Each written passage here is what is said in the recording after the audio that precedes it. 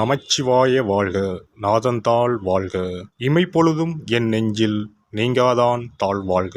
வாழ்க வளமுடன். அனைவருக்கும் இனிய வணக்கங்கள். மாதங்களில் சிறந்தது மார்கழி என்பார்கள். அந்த மார்கழி மாதம் விரைவில் பிறக்க உள்ளது. 2025ஆம் ஆண்டின் இறுதியும் 2026ஆம் ஆண்டின் தொடக்கமும் ஆக இரு முக்கிய நிகழ்வுகள் இந்த மார்கழி மாதத்தில் நிகழ உள்ளது. நிகழும் மங்களகரமான விசுவாசு ஆண்டு டிசம்பர் மாதம் 16ஆம் நாள் செவ்வாய்க்கிழமை அன்று துவாதசி திதியில் சுவாதி நட்சத்திரத்தில் அதிகண்டம் நாமயோகத்தில் கௌளவம் கர்ணத்தில் சித்தயோகம் கூடிய நன்னாளில் இந்த மகத்தான மார்கழி மாதம் பிறக்கிறது. மார்கழியை தெய்வங்களின் மாதம் என்பார்கள். அந்த அளவுக்கு ஆன்மீக ரீதியாக முக்கியத்துவம் பெற்றது. இம்மாதத்தில் கிரக நிலைகளில் பல்வேறு மாற்றங்கள், சில முக்கிய நிகழ்வுகள் நடைபெற உள்ளன. இது 12 ராசிகளிலும் தாக்கத்தை ஏற்படுத்தும். மார்கழி மாதம் டிசம்பர் மாதம் 16ஆம் தேதி தொடங்கி ஜனவரி மாதம் 14ஆம் தேதி வரை உள்ளது. இம்மாத கிரகநிலை என எடுத்துக்கொண்டால் குரு பகவான் மிதுன ராசியில் வக்ரகதியில் உள்ளார். கேது பகவான் சிம்ம ராசியில் உள்ளார். புதன் மற்றும் சுக்கிர பகவான் விருச்சிக ராசியிலும், சூரியன் மற்றும் செவ்வாய் பகவான் தனுசு ராசியிலும் உள்ளார்கள். சனி மற்றும் ராகு பகவான் கும்பராசியில் உள்ளனர். இம்மாத கிரக பயிற்சி என எடுத்துக்கொண்டால் 21/12/2025 குரு பகவான் வக்ர நிலையில் புனர்பூசம் 4ஆம் பாதத்தில் இருந்து புனர்பூசம் 3ஆம் பாதத்திற்கு பயிற்சியாக உள்ளார். 22/12/2025 சுக்கிர பகவான் விருச்சிக ராசியில் இருந்து தனுசு ராசிக்கு பயிற்சியாக உள்ளார். அதேபோல 25/12/2025 புதன் பகவான் விருச்சிக ராசியில் இருந்து தனுசு ராசிக்கு பயிற்சியாக உள்ளார். மேலும் 11/1/2026 புதன் பகவான் தனுசு ராசியில் இருந்து மகர ராசிக்கும், செவ்வாய் பகவான் 14/1/2026 தனுசு ராசியில் இருந்து மகர ராசிக்கும் பயிற்சியாக உள்ளார். இம்மாத சிறப்புகள் என எடுத்துக்கொண்டால் டிசம்பர் மாதம் 19ஆம் தேதி அனுமன் ஜெயந்தி, டிசம்பர் மாதம் 30ஆம் தேதி வைகுண்ட ஏகாதசி, ஜனவரி 3ஆம் தேதி ஆருத்ரா பௌர்ணமி, ஜனவரி 14ஆம் தேதி போகி பண்டிகை ஆகிய நிகழ்வுகள் உள்ளன. பொதுவாகவே மார்கழி மாதம் முழுவதுமே விசேஷம்தான். இந்த வருடம் வரும் மார்கழி கூடுதல் முக்கியத்துவம் பெறுகிறது. பிறக்கப் போகும் இந்த மார்கழி மாதத்தில் உங்கள் வாழ்வில் வளமும் நலமும் செல்வ செழிப்பும் பெற்று வாழ்வில் உயரிய நிலையை அடைய எல்லாம் வல்ல எம்பெருமானை வேண்டி விரும்பி கேட்டுக்கொள்கிறேன். கன்னிராசி அன்பர்களே, மார்கழி மாத கிரக நிலைகளை ஆராய்ந்து பார்க்கும் பொழுது மாத தொடக்கத்தில் உங்கள் ராசிநாதன் புதன் பகவான் சகாயஸ்தானத்தில் சஞ்சரிக்கிறார்.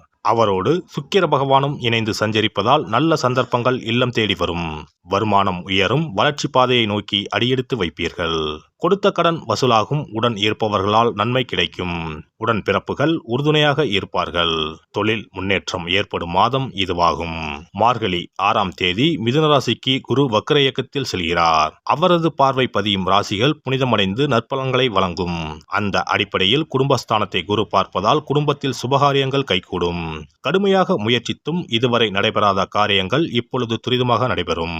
பொருளாதார பற்றாக்குறையில் சிக்கி தவித்த உங்களுக்கு இப்பொழுது புதிய பாதை புலப்படும். கொடுக்கல் வாங்கல் ஒழுங்காகவும் சிறப்பாகவும் இருக்கும். குடும்பத்தினரின் தேவைகளை பூர்த்தி செய்ய முன் வருவீர்கள். சுகஸ்தானத்தை குரு பகவான் பார்ப்பதால் ஆரோக்கியம் சீராகி ஆனந்தப்படுத்தும்.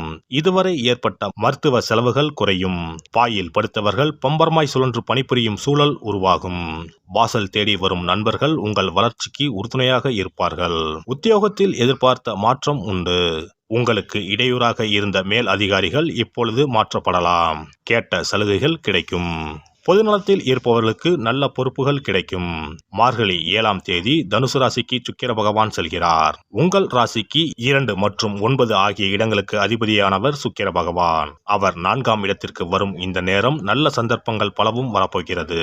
குறிப்பாக பணத்தேவை பூர்த்தியாகும். புதிய இல்லம் கட்டி குடியேறும் வாய்ப்பு அல்லது இருக்கும் வீட்டை விரிவுபடுத்தும் வாய்ப்பு உண்டாகும்.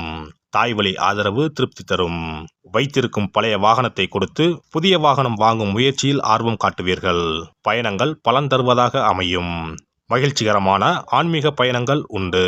மார்கழி 10ஆம் தேதி தனுசு ராசிக்கு புதன் பகவான் செல்கிறார். உங்கள் ராசிக்கு அதிபதியாக விளங்குபவர் புதன் பகவான். அவர் 4ஆம் இடத்தில் இருந்து கொண்டு தொழில்ஸ்தானத்தை பார்ப்பதால் தொழில் வளம் மிக சிறப்பாக இருக்கும். தொழில் தொடங்கும் திட்டங்கள் நிறைவேற முயற்சி எடுப்பீர்கள். வியாபாரத்தில் எதிர்பார்த்ததை காட்டிலும் கூடுதல் லாபம் கிடைக்கும். போட்டி கடை வைத்தோர் விலகுவர். பத்திரப்பதிவில் இருந்த தடைகள் அகலும். உத்தியோகத்தில் மேல் அதிகாரிகள் கேட்ட சலுகைகளை பெற்றுத் தருவர். மார்கழி 27ஆம் தேதி மகரத்திற்கு புதன் பகவான் செல்கிறார். ராசிநாதன் பூர்வ புண்ணிய ஸ்தானத்திற்கு வருவது ஒரு அற்புதமான நேரமாகும். பாக பிரிவினைகள் சுமூகமாக முடியும். சுயதொழில் செய்பவர்களுக்கு புதியவர்களின் அறிமுகம் கிடைக்கும். வியாபார விருத்திக்கு புதிய யுக்திகளை கையாண்டு வெற்றி காண்பீர்கள். குடும்பத்தில் சுபகாரியங்கள் நடைபெறுவதில் இருந்த தடைகள் அகலும். மார்கழி 30ஆம் தேதி மகர ராசிக்கு செல்லும் செவ்வாய் அங்கு உச்சம் பெறுகிறார். உங்கள் ராசிக்கு 3, 8 ஆகிய இடங்களுக்கு அதிபதியானவர் செவ்வாய் பகவான். அவர் உச்சம் பெறுவது அவ்வளவு நல்லதல்ல. இக்காலத்தில் எதையும் திட்டமிட்டு செய்ய இயலாது. திடீர் விரயங்கள் ஏற்படும். வியாபாரத்தில் சிக்கல்கள் உருவாகும். மேலும் தொழில் போட்டிகள் அதிகரிக்கும். உடல்நிலை பாதிப்பு காரணமாக ஒரு சில காரியங்களை தாமதமாக செய்ய நேரலாம். வாகன பழுதுகளால் மனவாட்டம் ஏற்படும். பொது வாழ்வில் உள்ளவர்களுக்கு நல்ல தகவல் கிடைக்கும். வியாபாரம் மற்றும் தொழில் செய்பவர்களுக்கு மேல் முதலீடு செய்ய வாய்ப்புகள் உருவாகும். உத்தியோகத்தில் உள்ளவர்களுக்கு உயர் அதிகாரிகளால் நன்மை உண்டு. கலைஞர்களுக்கு புதிய முயற்சிகளால் வெற்றி கிடைக்கும். மாணவ மாணவிகளுக்கு படிப்பில் அக்கறை கூடும். பெண்களுக்கு நிலையான வருமானம் உண்டு. பூமியோகம் அமையும். இம்மாதம் வாராகி வழிபாடு வளர்ச்சியை தரும். பண தேவையை பூர்த்தி செய்யும் நாட்கள் டிசம்பர் 16, 17, 20, 21, ஜனவரி 1, 2, 5, 6, 12, 13. மகிழ்ச்சி தரும் வண்ணம் பச்சை. சிறப்பு தொகுப்பு. வெற்றிகள் குவிய விஷ்ணு வழிபாடு. ரொக்கத்திற்கு முக்கியத்துவம் கொடுக்கும் நாம் சொர்க்கத்திற்கும் முக்கியத்துவம் கொடுக்கும் விழாவை கொண்டாட வேண்டும்.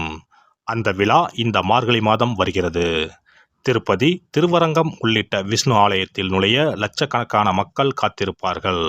அதேபோல திருக்கோஷ்டியூர், உப்பிலியப்பன் கோவில், திருமோகூர் போன்ற உலகத்தில் உள்ள சகல விஷ்ணு ஆலயங்களிலும் ஏகாதசி விழா உற்சவம் சீரும் சிறப்புமாக நடைபெறும். இந்த கண்கொள்ளா காட்சியை கண்டு மகிழ்ந்தால் பொன்னும் பொருளும் போற்றுகின்ற செல்வாக்கு இன்னும் உயரும். மாதங்களில் புனிதமானதாகவும் தேவர்கள் துயில் எழும் மாதமாகவும் கருதப்படும் மார்கழி மாதத்தில் நாம் விஷ்ணுவை வழங்கினால் விருப்பங்கள் அனைத்தும் நிறைவேறும். அதனால்தான் மாதங்களில் நான் மார்கழி என்று கண்ணன் சொல்லியதாக சொல்வார்கள். இம்மாதம் 15ஆம் தேதி அதாவது 30/12/2025 செவ்வாய்க்கிழமை வைகுண்ட ஏகாதசி வருகிறது. அங்கனம் வைகுண்ட ஏகாதசி வரும்பொழுது சொர்க்க வாசலை திறப்பார்கள். ஆண்டு முழுவதும் அடைத்திருக்கும் கதவு அன்று மட்டும்தான் திறந்து வைக்கப்படும். அந்த சொர்க்க வாசலின் வழியாக நாம் நுழைந்து வந்தால் சிக்கல்கள் தீரும், செல்வ வளம் பெருகும். ஏகாதசி அன்று இல்லத்து பூஜை அறையில் விஷ்ணு லட்சுமி படம் வைத்து வழிபட வேண்டும். அவள் வெல்லம் கலந்து நைவேத்தியம் வைத்து சாப்பிடலாம். முழு விரதம் இருக்க முடியாதவர்கள் மதியமும் இரவும் பலகாரம் செய்து சாப்பிடலாம். அன்று இரவு முழுவதும் கண் விழித்திருக்கும் பொழுது இறை தியானத்தையே மேற்கொள்ள வேண்டும். மறுநாள் அதிகாலையில் சூரியன் உதிக்கும் முன்னதாக நீராடி பச்சரிசி சோறு, அகத்திக்கீரை, நெல்லிக்காய், கருணைக்கிழங்கு, புளிக்குழம்பு சாப்பிடுவது நல்லது. அகத்திக்கீரையும் நெல்லிக்காயும் உணவில் சேர்த்துக் கொள்வது அவசியமாகும். இந்த மார்கழி மாதத்தில் கன்னி பெண்கள் அதிகாலையில் எழுந்து நீராடி வீட்டின் முன்பக்கத்தில் கோலமிட்டு அதன் மத்தியில் மஞ்ச வண்ண பூ வைத்தால் மங்களம் உண்டாகும். பரங்கி பூவை வைத்து அழகுபடுத்துவது கண்கொள்ளா காட்சியாகும். கிருமி நாசினியாக சாணத்தின் மீது அதை பதித்து வைத்திருப்பர். மங்களம் நடைபெறுவதற்காக மஞ்சள் வண்ண பூவை வீட்டு கோல மத்தியில் வைப்பது வழக்கம். குனிந்து அமர்ந்து நிமிர்ந்து கோலம் போடும் பொழுது விரல்களுக்கு மகிழ்ச்சி கிடைக்கிறது. சிறந்த யோகாபியாசம் ஏற்படுவதாக கூறுவார்கள். இந்த வழிபாட்டின் மூலம் மனநலமும் உடல் நலமும் சீராகிறது. பிரம்ம முகூர்த்தத்தில் எழுந்து ஓசோன் என்ற காற்று மண்டலத்தில் உள்ள காற்று நம் மீது பதிவதால் ஆரோக்கியம் மேம்படுகிறது.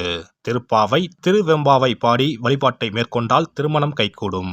அதிகாலையில் இறை நாமத்தை உச்சரிப்பதன் மூலம் அனைத்து நலன்களும் கிடைக்கும். இப்படிப்பட்ட சிறப்பு வாய்ந்த மார்கழி மாதத்தில் ஏகாதசி விரதத்தை இனிதே கடைபிடித்து பார்க்கடலில் துயிலும் பரந்தாமனை வழிபட்டால் வாழ்க்கை வளமாகும், வளர்ச்சியும் பெருகும், வருங்காலம் நலமாகும், வருமானம் திருப்தி தரும். விஷ்ணுவை வழிபட்டு அவரது துணையாக விளங்கி செல்வத்தை நமக்களிக்கும் லட்சுமியின் சன்னதிக்கு சென்று லட்சுமி வருகை பதிகம் பாடினால் அந்த தேவி இல்லம் தேடி நமக்கு அல்ல அல்ல குறையாத செல்வத்தை வழங்குவாள். அஷ்டலட்சுமியின் படத்தை விஷ்ணு லட்சுமி படத்துடன் பூஜை அறையில் வைத்து வழிபடுவது நல்லது. லட்சுமிக்கு பாடல் படித்து வழிபடும் போது வருகை பதிகம் பாட வேண்டும். அன்றைய தினம் அவள் நைவேத்தியம் செய்து தேவியை வழிபட்டால் உங்கள் ஆசை பூர்த்தியாகும். நமக்கு வாழ்வில் ஏற்படும் இன்னல்கள் அகன்று இனிய பலன் கிடைக்கும்.